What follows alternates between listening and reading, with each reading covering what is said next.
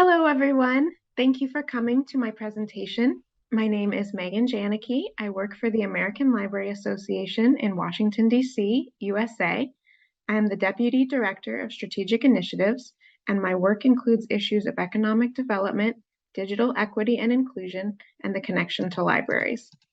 Today's presentation is called The Role of Public Libraries in the Small Business Ecosystem, and we will discuss the ways that libraries can support small business owners and entrepreneurs in their communities with resources, programs, references, and information, and more. Supporting small business owners is important to local communities and the economy. With library help, small business owners can find the support they need to earn a profit and support their families. In turn, the local community also benefits by having important business and economic activity. For about 2 years, the American Library Association led a program called Libraries Build Business. The program started in 2020 with the goal of supporting small business owners and entrepreneurs across the country with library-led programs, resources, services, and more. Through the work of public libraries in this program, we have learned a lot of strategies and promising practices for libraries to try when working with small business owners and entrepreneurs. We also wanted to find out what models would be most successful in libraries. For this question, we learned that every community and every library is unique. It is best to ask what your community small business owners want or need and do some research into your local economy. From there, you can design a program that will be most successful. This is the map of libraries who participated in our cohort. Libraries Build Business is a national initiative of the American Library Association supported by Google.org to partner with a cohort of 13 public libraries from around the country to provide innovative programs, services, and resources to aspiring and existing small business owners and entrepreneurs while prioritizing low-income and underrepresented entrepreneurs. Like I said before, it was important to create programs that were tailored to the needs of local communities. From this work, our libraries ultimately served nearly 15,000 participants through the course of the initiative.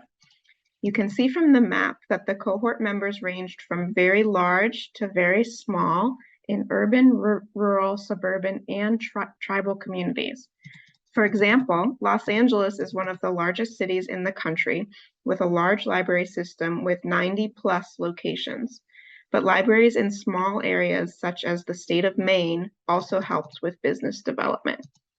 The program kicked off in 2020, and we culminated the grant period in early 2022 with the release of our Libraries Build Business playbook. In addition to our goal of supporting small business owners and entrepreneurs, we aspire to support and advance the library field with promising practices and models, a community of practice, and resources based on what we learned. With that, we offer a community of practice on Slack. Anyone interested in small business is welcome to join us there to talk with peers, ask questions, share resources and experiences, and join monthly events. Our book, Libraries That Build Business, was released in May 2022 and features 30-plus libraries from around the United States offering innovative practices for small business programs. The book offers practical how-to and step-by-step instruction as well as inspiration for programs to adapt. Finally, the 13 libraries in the cohort collaboratively developed the Libraries Build Business playbook, a free resource to support libraries in developing, implementing, sustaining, and evaluating small business initiatives. The playbook shares information about 5 key areas: how to get started, how to build and expand the program, equity, diversity, and inclusion, monitoring and evaluation, and sustaining your program. Libraries have an important role in the small business ecosystem. They are central institutions in the community that offer resources, information, and learning for everyone. This can help small business owners and entrepreneurs who are looking to create a source of income and earn a living for themselves and their families. Library support helps them with access, finding the right steps, and elevating their career. It's also good for your local community. We all want to live in a place with a thriving local economy with good jobs for everyone. Libraries can support the economic opportunity and advancement of everyone this way and make your community a great place to live and work. This is also good for libraries and the library profession. The more that libraries show how their resources help the local economy and many individuals get their businesses started, the more people will see that the library is essential. This ensures that people will support the library and help us to be successful with all of our programs. It will also help the library gain positive regard and trust with the community. So, how can you get started at your library? It's important to look at the resources that you already have. Do you have databases for research, journals and subscription articles about business, computers, and technology? This is a great place to start. It also helps to do a survey and ask what people are looking for and what they need help with. We believe all libraries, no matter their size or budget, can and should support small businesses and entrepreneurs. Depending on your capacity, there are various starting points to explore. This graphic, which is from our Libraries Build Business Playbook, offers some considerations to help a library situate themselves. In many cases, by leveraging existing resources, libraries are equipped to support small businesses now. At level 1, like I mentioned on the previous slide, libraries can work with what they have and do outreach to the business community. At level 2, libraries can look for partners in the community that will help them create programs, information, and get the word out. Partners may be government agencies, business owners, or other groups that care about the local economy. At level 3, libraries are leaders in the small business ecosystem. They have dedicated programs and staff with expertise in business. Here are a few examples of how libraries might work with the small business community. You could offer classes and workshops about starting a business, doing accounting or marketing, or other business topics. Or there's peer learning and networking, where small business owners can get together and discuss the challenges and successes and give each other advice. Libraries also offer resources, data, and information services. In fact, this is what libraries do best. Why not for business too? Libraries might offer co-working and maker spaces in the library where people can come and work on their business at the library. They might need a meeting room, a printer or a computer, or other equipment to use, so the library's technology and software is important. Finally, if there are business experts in the community or at the library, maybe they would like to offer one-to-one mentoring to business owners that are just getting started. To further build and expand your program, consider your budget and any resources that business people need, like printers, specialized software, and more. Partnerships are very important to building or growing your small business program. We will talk more about that on the next slide. You can ask partners from businesses, government agencies, or other organizations that are interested in helping people. Sometimes you may want to partner with business experts or other librarians at local colleges and universities. Projects are a good way to strengthen, restart, or form new partnerships. Consider the partners you have first, then partnerships you could re-establish, and finally new partnerships last. Partnerships add value to your project by providing new services and resources to your community. Let partners know how partnering with the library can benefit them too. For example, free promotion. Equity, diversity, and inclusion mean that all people have a chance to start a successful business and get the help they need.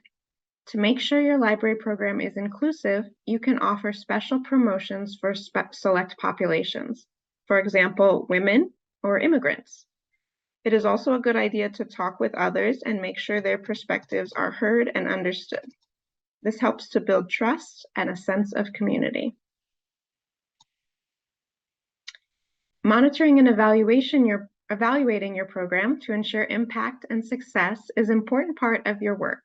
You can do surveys, ask for feedback, and make improvements based on the information that you receive. Conducting surveys and other evaluations helps to make sure that people are benefiting from your program and helps you have data for why it should continue.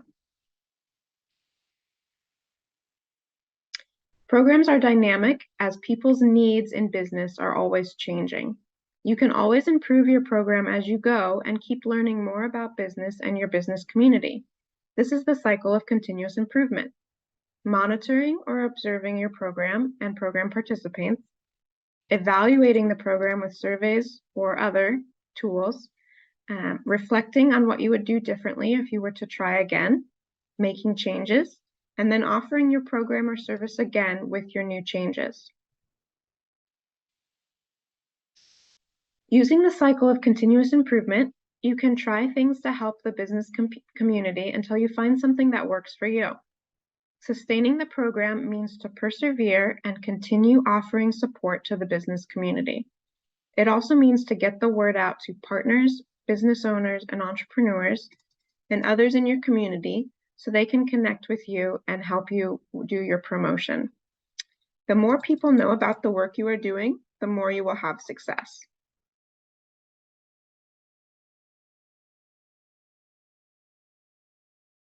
So the 15,000 participants came from all over the country in various libraries from around the country. And some of them were aspiring business owners, so they'd never owned a business before, but were thinking about starting one for the first time. Some of them were existing business owners, so they already had a business and needed help with either growing their business or just maintaining. But libraries in the United States don't collect a lot of data on programs because of privacy concerns. So we know a little bit about what kinds of things they were interested in, but we don't know a lot about like if they met their goals. We do know that most of them, I think it was 88% of people that attended these programs felt that they were more confident and had the tools that they needed to be successful. So we do know that, but we don't have any statistics that say if they actually were successful. But we have some great examples. So for example, in Missouri, that's a state in the United States, one of the entrepreneurs came in because he was making hot sauce for food, and he just needed to set up an online website so he could sell it. The word got out after he got his website set up at the library about his hot sauce, and it became so successful and popular that he was able to start selling it in grocery stores, and it's now available in 5 or 6 different states. So he really just needed that one little boost from the library and was able to be like really successful with his business. We also know about tech entrepreneurs in Florida who learned about web marketing and coding and some various tech things to get themselves started, and were able to use the library's equipment and go on to have successful tech businesses where people were investing their money in these entrepreneurs and getting them off the ground. So we have a few examples and anecdotes, but yeah, unfortunately no statistics. I hope that was helpful.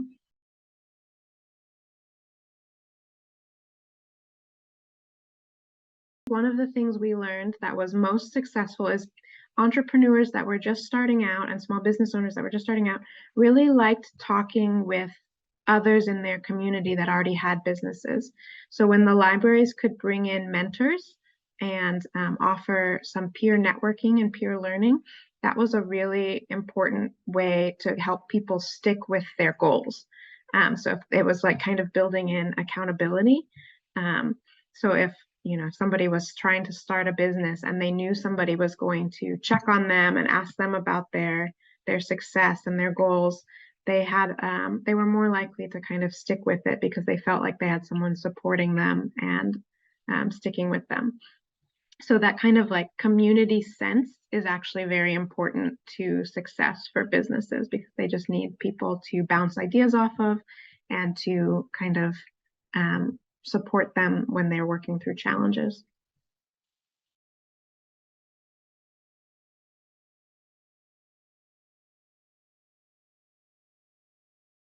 So we started with the 13 libraries that were funded, and one of our goals was to help then other libraries around the country start business programs and get inspired.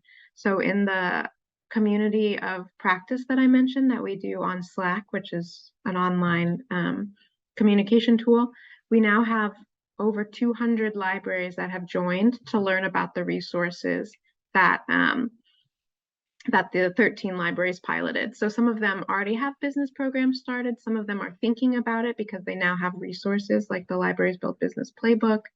Some of our Libraries Build Business cohort members offered peer coaching. So librarians that were just thinking about offering a business program could talk one-to-one and learn about some resources. So yeah, that's a really important part. And we do know that a lot of libraries, at least in the United States, are now starting to offer business services as well.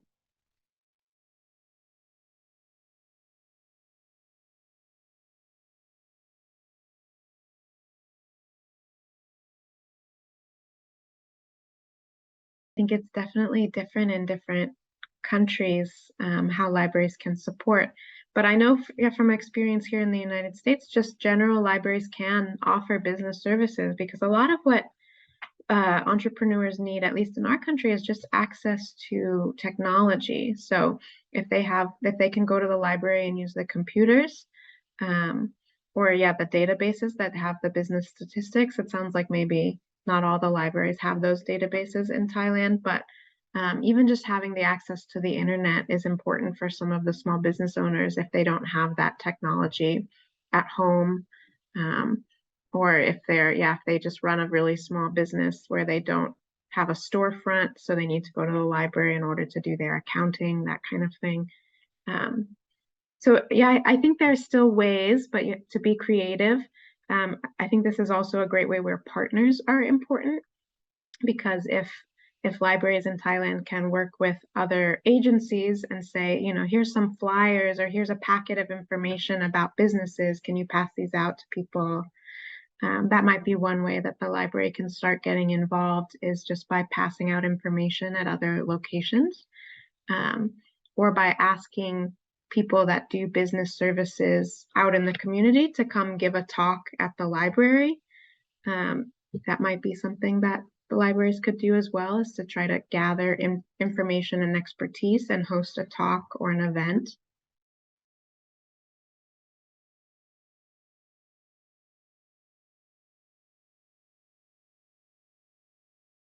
Usually the library, when they're helping someone with a small business, it's a really small business, like maybe just one person or less than 5 people. So just thinking about how it might be one person that has an idea and wants to get off the ground, and they probably won't be profitable right away or anything like that, but that doesn't mean that they're not a business. And so how can libraries help people like that?